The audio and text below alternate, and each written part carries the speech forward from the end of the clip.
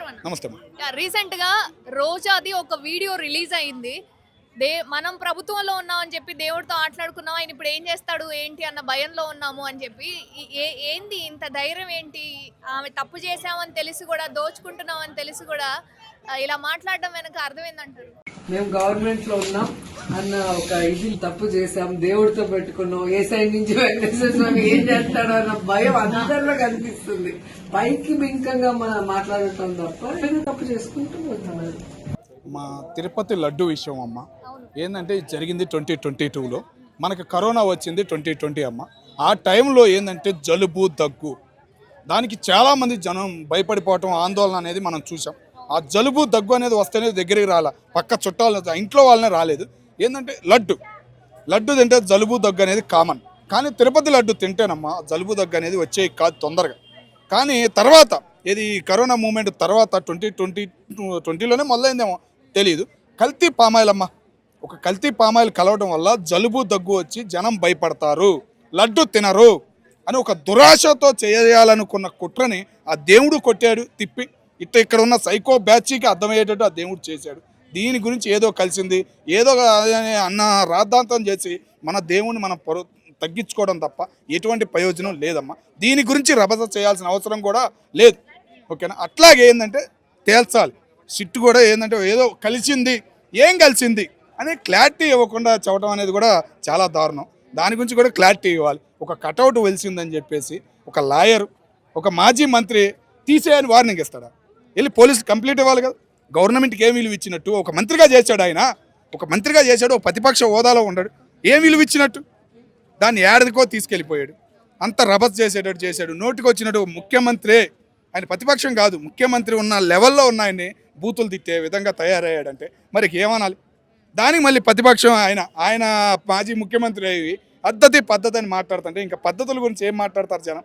అట్లా తయారైంది. సేమ్ అట్లాగే రోజా కూడా ఏదో వీడియో అనేసింది, ఆమె నోట్లో ఏది ఆగదన్న విషయం అందరికీ తెలుసు. అట్లాగే ఆడ అనేసింది, దొరికిపోయింది. ఇక ఆ వీడియోలే సోషల్ మీడియాలో వైరల్ అవుతున్నాయి. పాపం చేసిన వాళ్ళు ఎవరిని వదిలిపెట్టాడు దేవుడు. వెంకటేశ్వర స్వామి జోలికి వెళ్ళినాడు, బాగుపడిన చరిత్ర లేదమ్మా. చివరికి చంద్రబాబు నాయుడు గారు కూడా దెబ్బ ఎదురైంది. ఆయన నొప్పి బాధ ఏందనేది ఆయనకు కూడా తెలుసు, చంద్రబాబు నాయుడు గారికి కూడా. అందుకే రీసెంట్గా మన మీటింగ్లో కూడా అన్నాడు, ఆయన నొప్పి ఏంది, ఆయన గౌరవం ఏందనేది నాకు తెలుసు అని. అంతే, ఎవరు వెళ్ళినా కానీ ఆ దేవుడు వదిలిపెట్టాడు.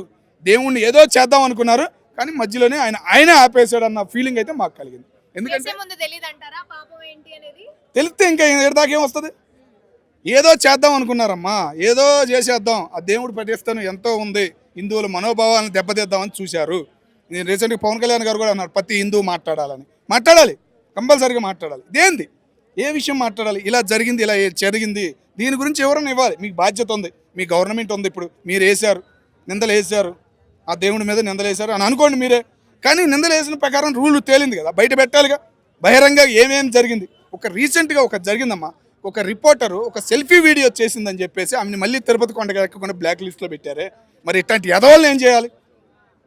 దేవుడు లడ్డు ప్రతిష్టనే దెబ్బతీయాలనుకున్న ఇట్లాంటి పనికి మాలినాలను ఏం చేయాలి? కంపల్సరిగా నిర్ణయం తీసుకోవాలి కూటమి ప్రభుత్వం. ముఖ్యంగా కేంద్రం స్పందించాలి, బీజేపీ స్పందించాలి, హిందూ అనే బీజేపీ స్పందించాలి. ఆర్ఎస్ఎస్ అని ఉంటారు, ఏమయ్యారు వాళ్ళందరూ? ఇంత పేజీ 600 పేజీలు ఇచ్చినప్పుడు వాళ్ళు స్పందించాలి కదా, ఒక్కళ్ళన్నా అడగాలి కదా అనే బాధతోనే పవన్ కళ్యాణ్ గారు అట్లా అన్నారని మేము అనుకుంటున్నాం. ఇప్పుడు కూటమి ప్రభుత్వం ఏం చేస్తుందో ఏంటో అన్న భయం ఉన్నప్పుడు చేసే ముందు ఉండాలి కదా. ఇప్పుడు వాళ్ళు ఏం చేయబోతున్నారు, ఎలాంటి చర్యలు తీసుకోబోతున్నారండి? ఈ విషయాన్ని కూటమి ప్రభుత్వం 2022లోనే పవన్ కళ్యాణ్ గారు ఆయన జనసేన తరఫున మాట్లాడారు, చంద్రబాబు నాయుడు గారు టీడీపీ తరఫున మాట్లాడారు. కానీ దాన్ని సాగనీయదేవిలే, 3 సంవత్సరాల నుంచి సాగనీయలే. కానీ ఇప్పుడు మళ్ళీ గవర్నమెంట్ వచ్చిన కానీ దాని మీద సిట్ వేశారు, మొత్తం డేటా అంతా తీశారు. అవి ఏమంటే ఏంటంటే 80% and 20%. అదేనమ్మా, ఏంటంటే జలుబు దగ్గు ఆ మూమెంట్ అనేది భయపడిపోయారు. ఒక పామాయిల్ కలిసిందంటే జలుబు దగ్గు కామన్గా వచ్చేసింది. ఇప్పుడు 4 లడ్లు 5 లడ్లు తిన్నా జలుబు రాట్లా, దగ్గు రాట్లా. కానీ గత గవర్నమెంట్ ఉన్న టైంలో తింటే ఒక్క లడ్డుకే జలుబు దగ్గు అనేది వచ్చేసింది. ఎవరినైనా అడుగు, నువ్వు కామన్ మ్యాన్లు ఎవరినైనా అడుగు, ఆ లడ్డు అభిమానం తీసుకునే వాళ్ళని ఎవరినైనా అడుగు, ఇదే మాట నిజం. కరోనాని అంటగడదామని చూశారు ఆ ప్రసాదానికే, కానీ తిప్పికొట్టింది. టోటల్గా చెప్పాలంటే లోపల దాగున్న విషయం ఇది. అంటే దేవుడు ప్రసాదం గురించి, దేవాలయాల గురించి ఈ విధంగా చేస్తున్న వాళ్ళకి ఎటువంటి శిక్ష వేయాలంటారు, ప్రభుత్వమైనా ప్రజలైనా? ఈ మధ్యకాలంలో పెద్ద కులాలని మత మార్పిడి చేద్దామని చేసే సైకో బ్యాచ్లు పెరిగిపోయారమ్మా. వాళ్ళ వల్ల ఏమవుతుందంటే వాళ్ళు డబ్బులు ఆశ చూపిని ఏదైనా చూపిని ఒక ఆశకి వాళ్ళు నలిగిపోయి చాలామంది మత మార్పిడి అనేది జరుగుతుంది. ఓకేనా, అది అనేది సుప్రీంకోర్టు కూడా రీసెంట్గా ఒక నోటీస్ ఇచ్చింది. మత మార్పిడి చేస్తే ఎట్లా ఉంటుంది, ఇది అని పద్ధతి ఇది ఉంటుంది అని మొత్తం ఇచ్చింది. కానీ అది ఇంకా ఇచ్చే స్ట్రాంగ్గా ఇవ్వాలి. దీని గురించి ఇంకా లాయర్లు కానీ ఎడ్యుకేటర్లు కానీ దీని గురించి చాలా పోరాటం హిందూ పరంగా చేయాలని చెప్పేసి మేము కోరుకుంటున్నాం. అందరికీ నమస్తే, దిస్ ఈజ్ కరాటే కళ్యాణి. మీరు మంచి న్యూస్ చూడాలన్నా, మంచి విషయాలన్నీ కూడా తెలుసుకోవాలనుకున్నా కూడా ప్లీజ్ సబ్స్క్రైబ్ వి ఛానల్. హలో అండి, వీటీవీ సబ్స్క్రైబ్ చేయండి. హాయ్ అండి, this is actor Suman. So వీటీవీని లైక్ చేయండి, షేర్ చేయండి, సబ్స్క్రైబ్ చేయండి. Hi hello, I'm Sasirekha, miss India. So వీటీవీని లైక్ చేయండి, సబ్స్క్రైబ్ చేయండి, షేర్ చేయండి.